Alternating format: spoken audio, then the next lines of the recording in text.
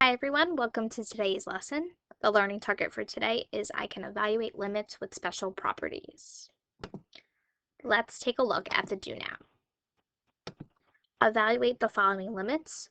So why don't you take a moment, pause the video, and complete questions numbers 1 to 4.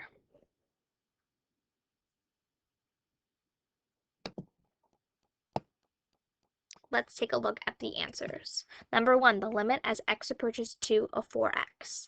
This we use substitution method. 4 times 2 is 8. Number 2, the limit as x approaches 5 of 12. 12 is a constant, so no matter what, the limit will be 12. Number 3 and 4, the limit as x approaches infinity. We have to look at the degrees of both the numerator and the denominator. So let's take a look at number 3. It looks like for the numerator degree, there's a 4, and the denominator, there's a 2. It's a top heavy, so therefore it approaches infinity, which means the limit does not exist. Number 4, the numerator degree is 3, the denominator degree is 7. This is a bottom heavy, so the limit is 0. Now let's take a look at some special cases. So for number 1, the limit as x approaches 0 of sine of x over x is equal to 1. There's two different ways I solve for this limit. I graphed sine of x over x, and I saw that as we approach from the left and from the right, that it approaches 1, so therefore the limit is 1. Or I can substitute in values that are close to 1. So I've substituted in 0.1 to both x values. I got 0.998, which is approximately 1. And I substituted 0.01, and again 0.9998, which is approximately 1, so therefore the limit is 1. This is a very popular concept, so it's important that we understand why the limit is 1, and we should be memorizing that, because that will lead us into the second example. The limit as x approaches 0 of sine of 3x over 3x. Now, if I were to graph it like so, I would see that it does approach 1. But now let's break it up. I can break up sine of 3x over 3x into sine of x over x times 3 over 3. Now we know sine of x over x, that limit as x approaches 0 is 1. And what's 3 over 3? That's 1. 1 times 1 is 1. So therefore, the limit has to be 1. Let's look at the last one. So same idea for example 3, the limit as x approaches 0 of sine of x over 7x. I can graph it, and it's a little bit harder to tell on the graph what it's approaching, but if we were to break it up like we did in the past problem, sine of x over x times 1/7. Now we know to remember that sine of x over x, that limit is 1. 1 times 1/7 is in fact 1/7. If we take a look at the next page, is practice evaluate the following limits. So take a few moments and pause the video to try examples 1 through 10.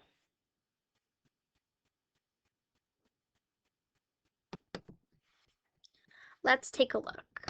So for number 1, notice that I have the limit as x approaches 0 of x plus sine of x over x. So notice here, like we did before, we split it up. So x over x and sine of x over x. Remember, we're already familiar with the limit as x approaches 0 of sine of x over x. We know that to be 1.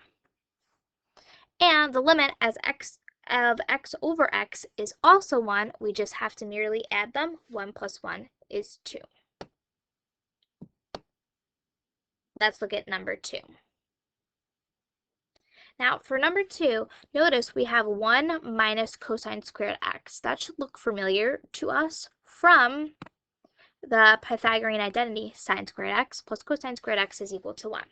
I subtract over the cosine squared x, so therefore sine squared x is equivalent to 1 minus cosine squared x. So I substitute sine squared x in for 1 minus cosine squared x. Then again, I broke it down.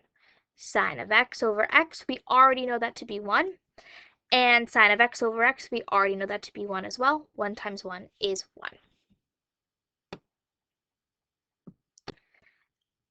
Number 3, the limit as x approaches 0 of sine of x over 2 times x squared minus x. Now, right away, we notice that we could factor this, so we should do so. And then again, break it down.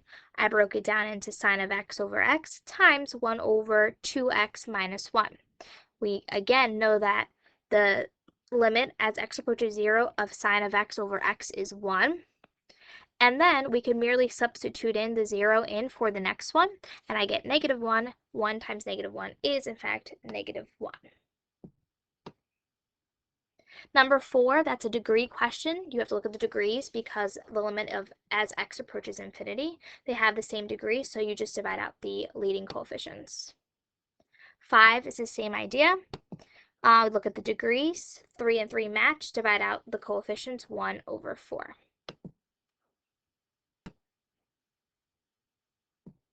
Number 6, now this one you'd have to factor, I'm sorry, not factor, but distribute, and I would get negative 2x squared over x squared. They have the same degree, so you would divide out. That gives you negative 2. Number 7, notice in the denominator, we do not have common denominator, so we need to get that. So I multiply by what's missing. 1 over x, I multiply by 2 over 2. 1 over 2, I multiply by x over x. Then I did keep, change, flip, and I end up getting negative 2x. Remember that when you cancel out x minus 2 and 2 minus x, that cancels out to be a negative 1. Make sure you distribute that within the 2x. Negative 2 times 2 is 4. Number 8 is that conjugate method that we learned. So multiply the numerator and the denominator by radical x plus 3. Notice that the signs do change. Don't multiply out the denominators because something will cancel out.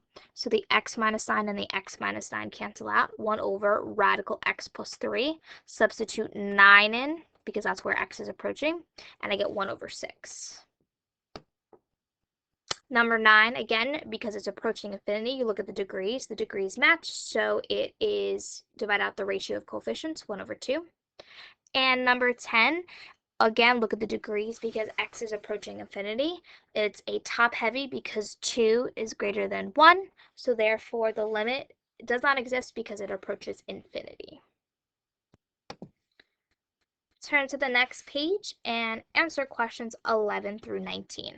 Pause the video to give you an opportunity to answer these questions. All right, let's take a look at the answers. So for number 11, again, because x is approaching infinity, we need to look at the degrees. It is bottom heavy, so therefore the limit is 0. Same thing with number 12, it's bottom heavy. The limit is 0. Now for number 13, we have to find multiple limits. So the graph of f of x is x over x squared minus 1. Now I graph this to help me figure out where the limits do exist. Remember, if there's a plus sign, I'm approaching from the right. And if there's a minus sign, I'm approaching from the left. So I graph the function. So therefore, x approaches 1 from the right. 1 from the right, I'm going to infinity. 1 from the left, I'm going to negative infinity. Negative 1 from the right, I'm going to positive infinity. Negative 1 from the left, I go to negative infinity. Remember, if they don't match, then the limit does not exist. For number 14, using the graph of f of x shown, again, it gives us the graph. So I'm approaching 1 from the left. Here from the left, I'm at 1. 0, I'm at, from the right, I'm at 1.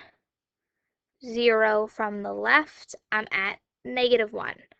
Now I want to know the limit as x approaches 0 of f of x. Do these two numbers match? No, so therefore the limit does not exist. Let's go up to number 15. Find the equation of the vertical asymptote. The minute it says vertical asymptote, we need to know to set the denominator equal to 0. We factored using dots. X squared minus 4 turns to x plus 2, x minus 2. Therefore, x is equal to plus or minus 2. Number 16, again, if I'm approaching infinity, we have to look at the degrees. The degrees are the same, so therefore you divide out the ratio of coefficients, which gives me 2. 17, I graphed this 2x over x minus 2, and I notice that it approaches negative infinity, and again, the limit does not exist. Number 18, if I were to substitute -1 in, I would get an undefined denominator. So instead, I factored both the numerator and the denominator, cancel out what matches, and then I substitute a -1 in to get 7/2. And number 19, I factored, and I ended up getting 1. So that's it for today's lesson. If you have any questions, please feel free to message me on Teams. Thanks so much. Have a great day.